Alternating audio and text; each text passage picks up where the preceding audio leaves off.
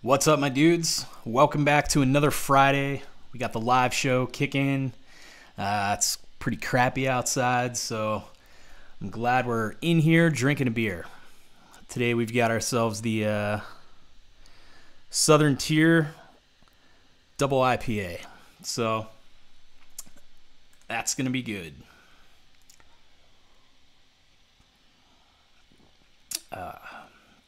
It's intense. And it's 8.2% alcohol, so that's going to leave a mark. But welcome back to the live show. Last week was kind of lackluster. We had some Easter festivities that we had to get ready for. We hosted Easter on Saturday morning, so it was a busy weekend.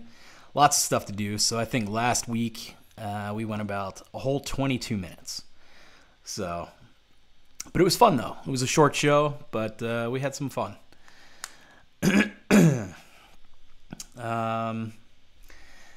So you may have noticed, if you're a subscriber to this channel, this week, earlier on Monday, we hit 1,000 subscribers. So that is awesome. I'm super pumped about it. It's been good. I've seen some nice kind of growth, a little bit of growth here in the last week. Some nice attention being shown towards the channel, which is very good. I enjoy that. So I'll drink to that. It was a lot of fun. 1,000 subscribers was something that I had hoped to hit a long time ago. And I said, like, in my thank you video that I released on Monday, that, it's kind of discouraging sometimes whenever, I just figured I make videos and photography for a living. So I figured that my channel would do really well with the production value and things like that. But there is a lot to say about personality and being comfortable on camera and things like that. So if you can connect to your audience through your personality, that is, I think, where your growth really starts to happen. So I'm working on that for sure. It's all a growing process. So if you're, down at, 20 subscribers or 100 or 500 or 600, just know that you got to keep grinding and you will definitely get there for sure. So if you haven't seen the videos this week, on Monday I released 2 videos. One was the thank you 1,000 subscriber special, and we did a giveaway, which I'll be releasing the winner of that giveaway on Monday's video coming up this week. It's super fun. We gave away a free t-shirt for like anyone that commented, liked, and subscribed to the channel. And then the t-shirt is coming from my Hustle More shop. It's an Etsy shop. Whenever I left corporate America to run my own business, I really was very motivated, and I started a clothing shop basically that just had some really motivational sayings, something like 24/7, 365, we hustle, things like that. There's a bunch of shirts there, so it's a good time. So we gave a shirt away from the Hustle More shop. The other video on Monday was how to maximize your mobile cinematography, part 1. And in that video, we just went out and we shot some, mobile footage on my phone here, and just tried to make it the best that we possibly could, just to prove a point that, if you're starting a YouTube channel and you don't have a bunch of money to spend on camera gear, you can still make some really compelling videos just with your phone. So, a lot of people say, what is the first piece of equipment that you would get, if you're just starting a YouTube channel? A lot of people already have a cell phone, so that's awesome. I would invest in maybe a microphone, something, if you're going to be doing vlogs or, some dialogue in your videos. I could see maybe hooking up that like that Rode Micro. I think it's called the Rode Micro microphone. I don't know, but I think that would be a good investment because you can definitely do some good things with a camera phone. So that was part 1. And then on Wednesday, we released another video, which is part 2 of the whole how to maximize your mobile cinematography. And that was where I took the video and showed you how I edited it. Edited it. I hate saying that. Edited it. So in there, I would just, I go in and I show you basically how I took the 60p footage and converted it into 30p, and then we built a little timeline, and I showed you color correction and some music, things like that. So it's interpreting footage is something that a lot of people don't really understand. Everyone kind of thinks that you can go in and just take like a 60 frame per second video and just slow it down 50%, and you can do that, but you're gonna get your best quality of video if you interpret that footage and modify the footage to a 30 frame per second frame rate.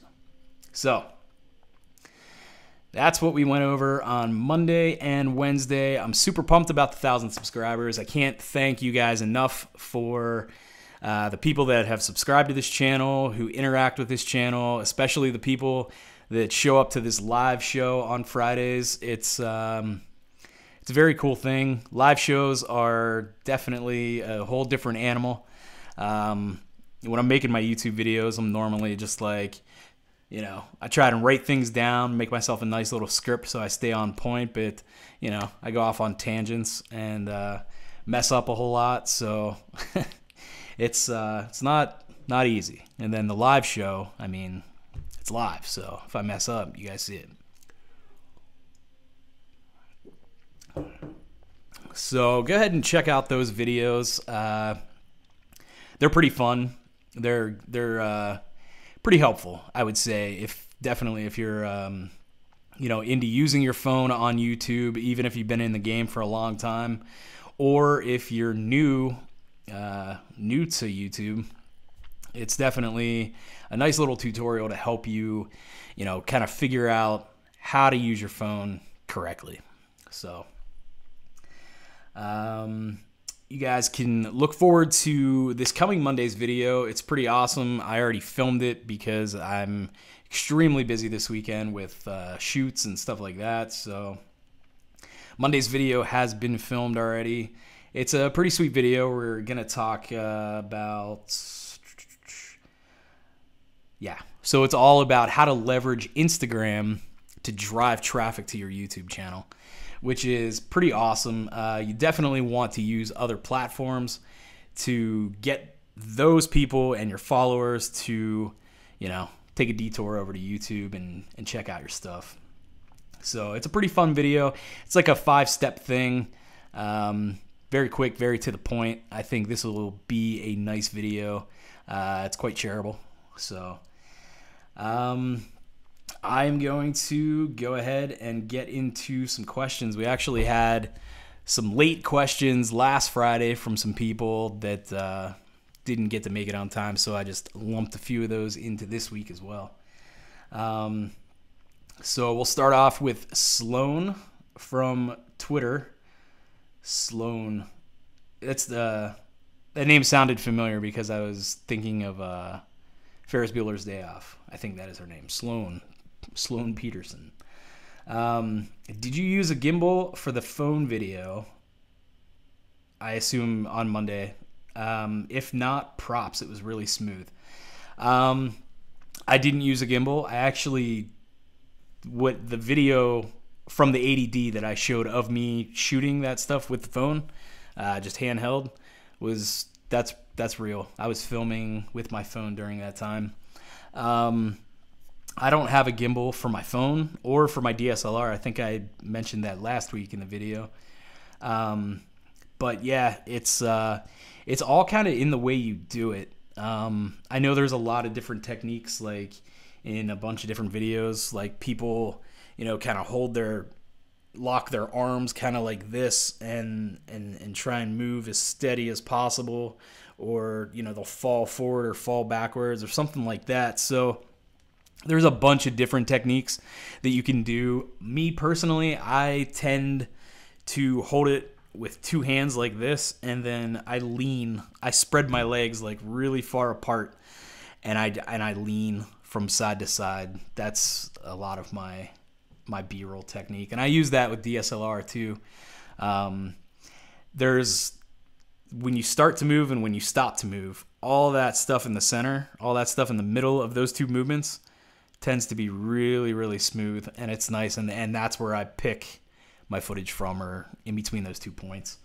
But thanks, it definitely helped. And then on top of that, I ended up going into Premiere and using the warp stabilizer, and that always helps out quite well. So thank you, Sloan. Jeff from Twitter: I use Windows Movie Maker to edit all of my videos. Is there a way to stabilize my footage like in Adobe? To be completely honest, I have no idea. I haven't ever used Windows Movie Maker ever, so I'm not sure. I know that a few releases back of Premiere, Warp Stabilizer was like the latest and greatest thing. So I'm not 100% sure if Windows has integrated something like that into their software or not. I would definitely take a look around, maybe Google or YouTube, and just kind of type in Windows Movie Maker stabilization. That might be helpful. I'm not 100% sure, but it's definitely a good tool to use. Like I was saying into the other question, it really takes some footage, maybe that might be a little shaky or something, and it will definitely make things nice and smooth for you. Especially the wider the lens, the smoother it's going to be. So that's always good. Shoot with a wide lens.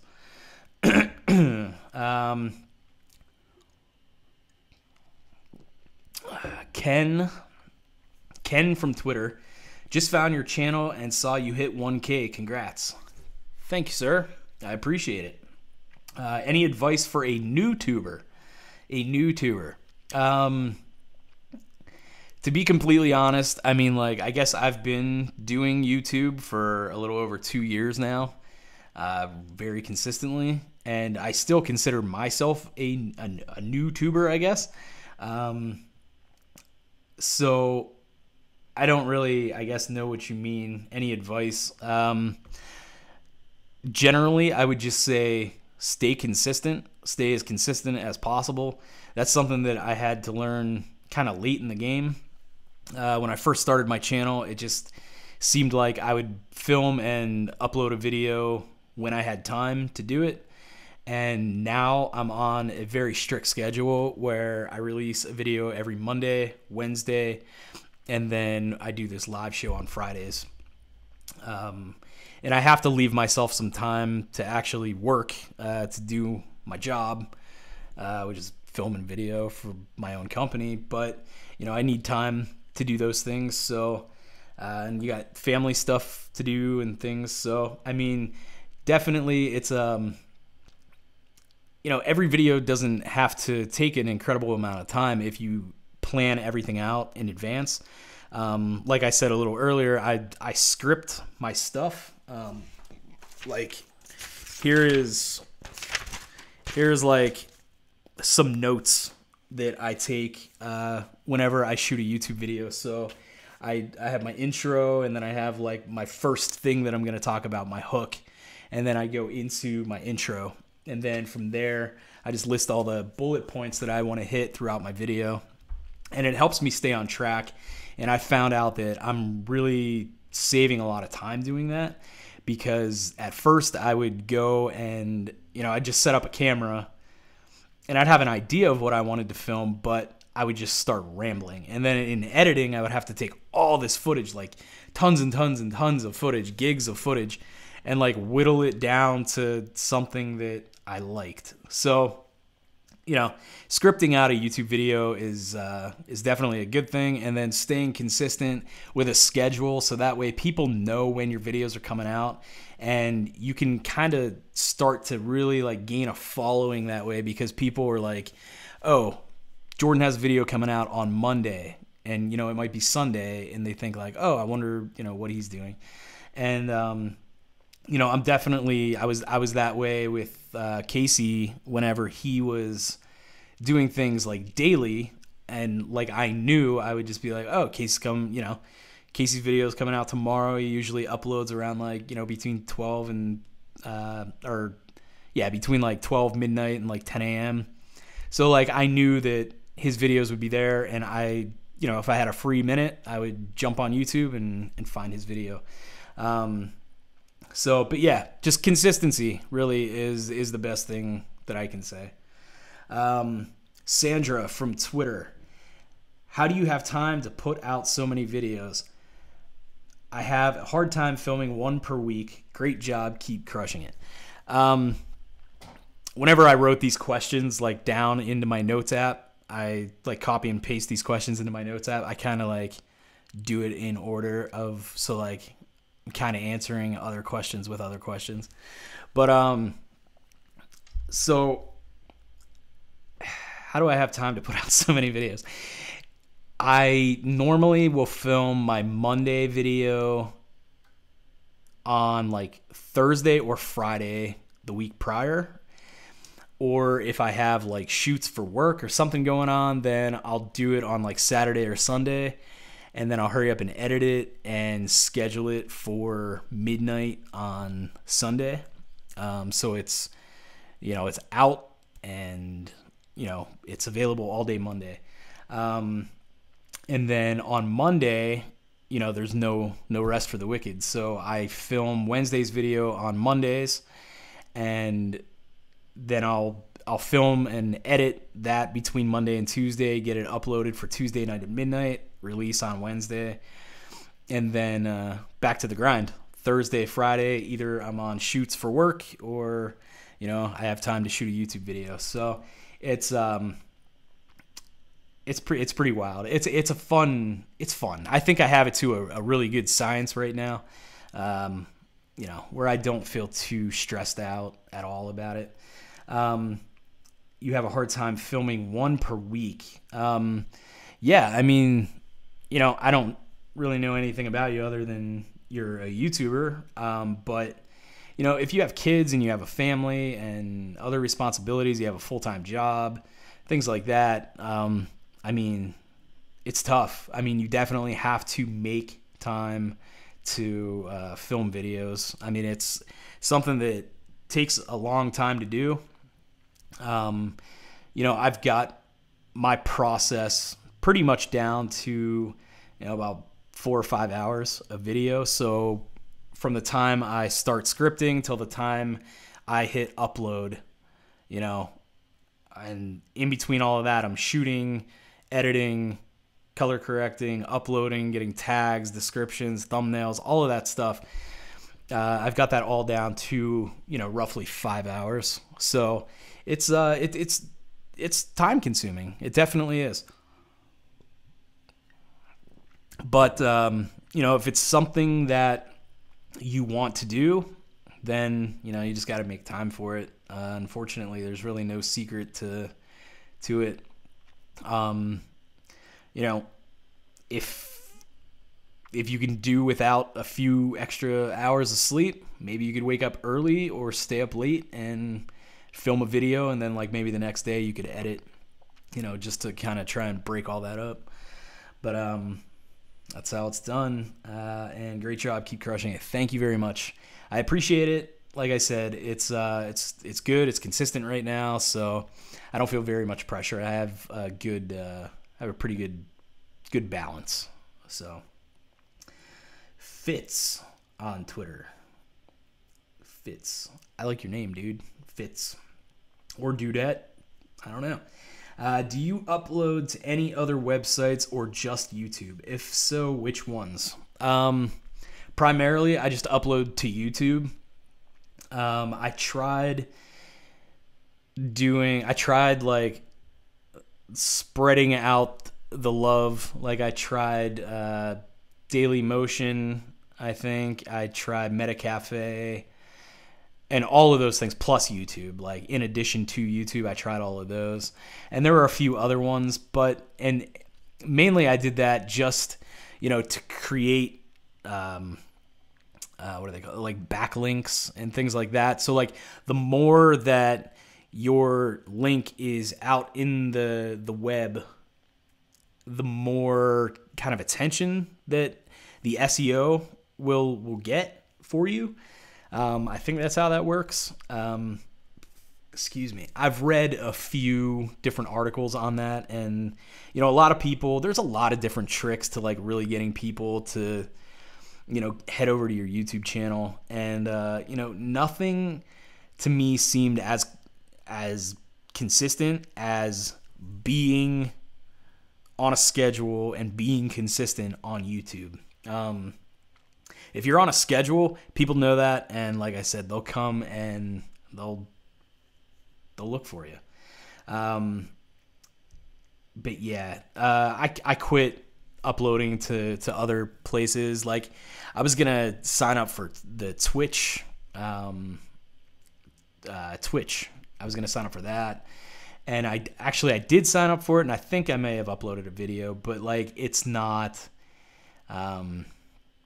It just doesn't seem good for me personally. I think that maybe once I have a larger following and people, kind of know me by name and things like that, maybe then I'll expand out to maybe do some Twitch or something like that. But right now, just YouTube and Facebook. So I've signed up as a video creator on Facebook, and I upload my videos there also. It's pretty cool. In the coming months, I believe, or, I can't really give you a time frame, but I've heard that Facebook is definitely going to be doing something a little bit, similar to YouTube, where they have their creators and their partner program, and they're going to be, letting you monetize videos on Facebook. So that's really cool. I think, that's a pretty cool thing, because then, you don't ever want to have all your eggs in one basket. I hate to bring up the awful thing that happened to YouTube this week. But just knowing that, there's people out there who just, are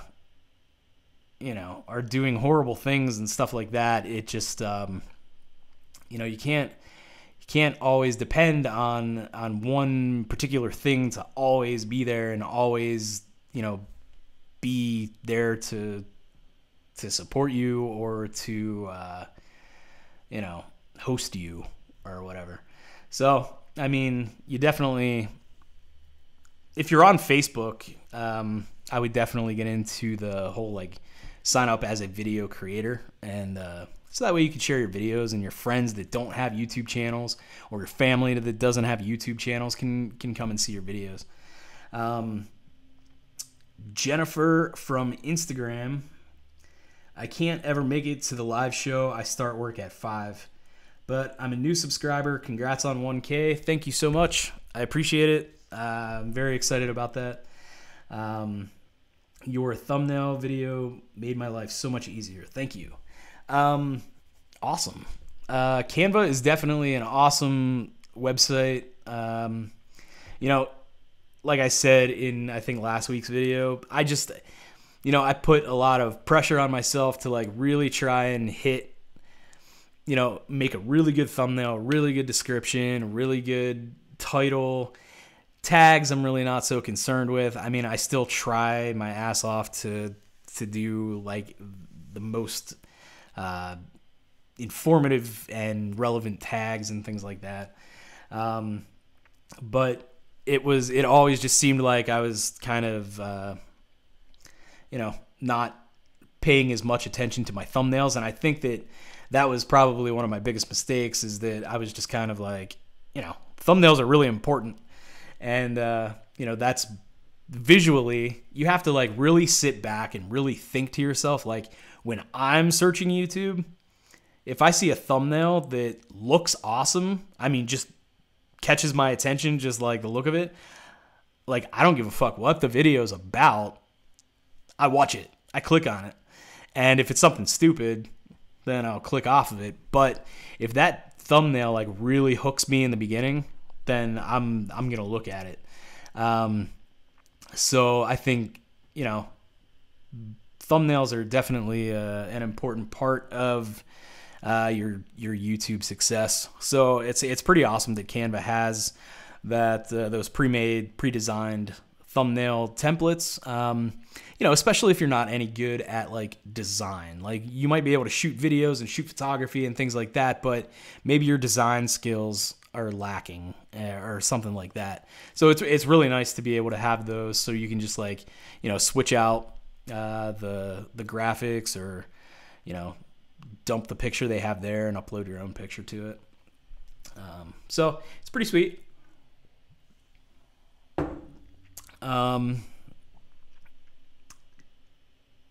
Yes, you start work at 5 p.m. That's intense, especially on a Friday. 5 p.m. on a Friday, that's rough. You must be like night shift or like a nurse or something like that. Last question, Maddie from Instagram. I saw your shooting B-roll. Oh, the title. I saw your shooting B-roll like a pro video, and I feel like mine is getting better, but yours has that film look. How do you do it? So yeah, actually, like Wednesday's video, the whole like how to maximize your quality with your phone, it has a lot to do with that topic. So when I go out and shoot B-roll, I think I said in that video that I tend to shoot in 60 frames per second, and then I will take and interpret that footage down to 30 frames per second in editing. And once you go and you lay that stuff down into like a 30 frame per second sequence, then you get a really nice, smooth, slow motion. So there's that. And then I film a lot of my speaking points in 60 frames per second also. And when I do that, I will have like a 24p sequence, and I'll dump 60 frame per second footage in it, because it gives it like this kind of like a little stutter that is like so minute that like you can't see it, you can't pick it out like with your naked eye, but you definitely get a look that is like slower. It's a film look. That's why, like, there's different ways to film. There's different options. So there's like 24p, there's 30 frames per second, and then there's 60 frames per second, and then it even goes higher than that, like 120, 240. But those higher frame rates, like 240, 120, those are mainly used for slow motion. That's like if you're shooting in 120 or 240, your goal with that footage is to eventually take it and interpret it down and use that slow motion footage. When you film like, excuse me, this beer is intense. It's very carbonated. But whenever you go and you shoot in, say, like 60 frames per second, that is really good for sports or like high speed type things. If you're filming maybe like your kids running around or something like that, or you're filming, like I said, like sports, like football or baseball, 60p, that's great. That's where you want to be. You know, 30 and 24 are generally, you know, set aside for things that are slower action. And then like 24 especially is really to mimic film and really get that film look from using 24 frames per second. And then on top of that, you know, once you've got all of that figured out, you go in and, you know, I tend to, you know, use LUTs and, you know, different color grades and things like that to really kind of give my footage a certain look, especially for B-roll. Most of my B-roll footage tends to have the same style of color grade on it. And you can actually see like how I make that color grade if you watch a video that I posted called How to Achieve the Matte Fade on Instagram or something like that. But it's pretty much the same principle. You go into your curves panel and you take and, you know, you put a dot on your lower, like in your shadows, and then you go into the darks and you pick that line up so it comes up to almost meet the dot that you put in the shadows, and that really kind of like gives your footage like a fade, almost kind of like an indie fade type look. It's really interesting. And then, you know, I try to, you know, I add a tiny bit of grain to my B-roll footage. I like to sharpen it and things like that. So there's different techniques that I do as far as like getting my footage to look a certain way. And then the biggest thing that I can say is you've gotta have smooth motion. And this is like kind of all going full circle here, like up to the first question about the phone gimbal.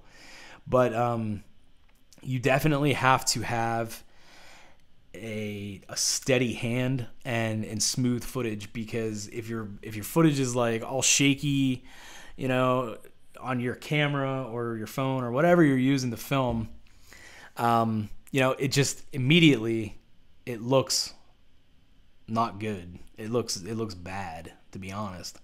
So, you know, you have to try and be as steady as possible, especially if it's like a B-roll segment. If it's more of a, you know, a vlogging part, you know, and you're going and, you know, you're holding your thing and you're walking around town and, you know, you're talking to your camera and things like that, or something like that, then, you know, your audience can understand like, oh, hey, he's on a bike, or he's walking down the road or something like that. So they're going to expect to have some camera shake and things like that. But, you know, if you're really trying to showcase something and you're shooting a nice B-roll segment, you know, shaky footage is no good. You don't want that.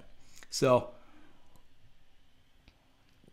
that's what I would say, you know, as far as how to get a film look. You know, there's different techniques. Like I was saying earlier, a lot of people use a camera strap and they pull it really, really taut, and they, you know, turn kind of like their whole body to keep that camera steady. I know I personally, like, I'll put it around my neck if I'm getting low shots, and I like physically push the camera down to make it taut, and I kind of swing almost like a pendulum.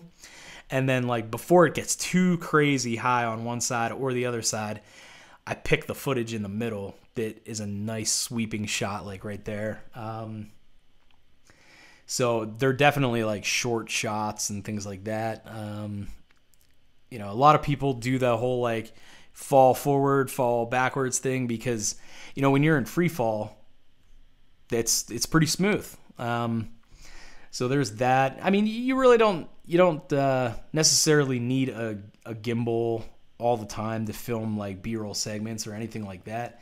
I think in last week's video I was talking about DSLR gimbals and how I've kind of been looking at them lately, and I'd like to have one more and more every time I look at them. But I mean, mainly I would use that for my business. I would use that for work, like client videos and things like that. I mean, I'm sure I'd use it for YouTube videos and things too, but you know, maybe not all the time. I have this nice big fancy motorized slider that I bought that was really expensive, and a lot of times I use a towel instead, and I just put my camera on a towel and I pull it across the nice smooth surface, and that's how I get slider shots. So, you know, it's all about the ease of, you know, making your videos and things like that. You know, if you're on a shoot and you don't have a lot of helping hands with you or something like that, instead of taking a slider and an extra stands or something to put that thing up on, you know, pack a towel in your camera bag and you can achieve some really good shots like that. As you would have seen in the B-roll video, I got the shot of like an egg carton or some eggs or something like that with a towel slider. So it was very fun. I really liked that video. But all right, well, I've been rambling on for exactly 36 minutes at this point. Not much action today. That's all right though. I have a bar mitzvah to shoot tomorrow, and I'm super pumped about it. And so I have to, as soon as I'm done doing this, I have to tear down all of my gear and stuff it into a camera bag and go get my clothes ready to wake up bright and early to go shoot a bar mitzvah. So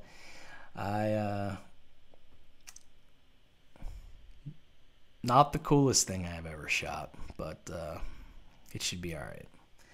So not much action in the old chat today, but it was fun. I had a good time. I'm glad that I got to answer all of those questions from Twitter and Instagram. It's very fun. I wish you guys could make it to the live show. Next week, I think I'm going to promote the live show a little bit more heavy on the social platforms. Try and get some more people in the group here. Definitely on like Instagram, and I'll point to the link on my bio or something like that. So look out for any of those links, and I hope that if you guys are seeing this on the replay, thank you very much. I appreciate it, and I'll see you guys on Monday for a video on how to leverage your Instagram to drive traffic to your YouTube channel. That's what it's about. All right, we'll see you guys later. Hopefully I see more of you next Friday. It was fun. We'll see you guys later.